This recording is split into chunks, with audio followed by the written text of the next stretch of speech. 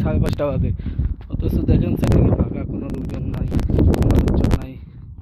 ঠিক আছে, এটা হচ্ছে সৌদি আরব, বুঝছেন? যার ঘরে সে অবস্থান করে, কিন্তু কেউ বাইরে আসে না। যত যা থাক না কেন, আমাদের বাংলাদেশের সিস্টেম আছে মানুষ বাইরে রাস্তাঘাটে চলাফেরা হয়, এরকম না। এরা যেখানে যাবে লাইনে, ঠিক আছে? বাড়ি ঘর ভিতরে বাচ্চা কাচ্চা আছে, এটাও টের পাবেন না যদি তাদের বাসায় না যান।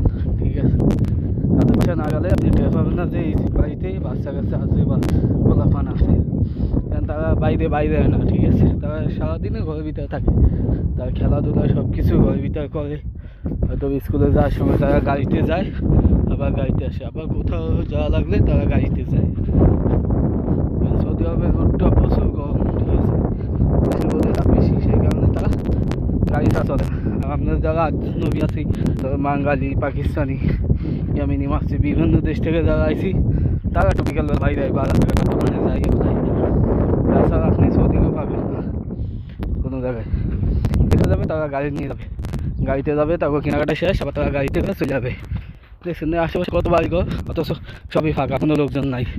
কিন্তু আমাদের বাংলাদেশ থাকলে এইখানে কিন্তু লোকজন থাকতো, অনেক মানুষজন থাকতো, বিকেলবেলা খেলাধুলো হইতো, বাচ্চা হইতো।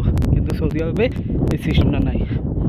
তারা যার বাড়ি ঘরে তারা নিজেরাই থাকে, বাচ্চা কাচ্চা খেলাধুলা যা করে তা সবাই বাড়ি ঘরেই করে, কিন্তু বাইরে বের হয় না, খুব কম বের হয় তারা।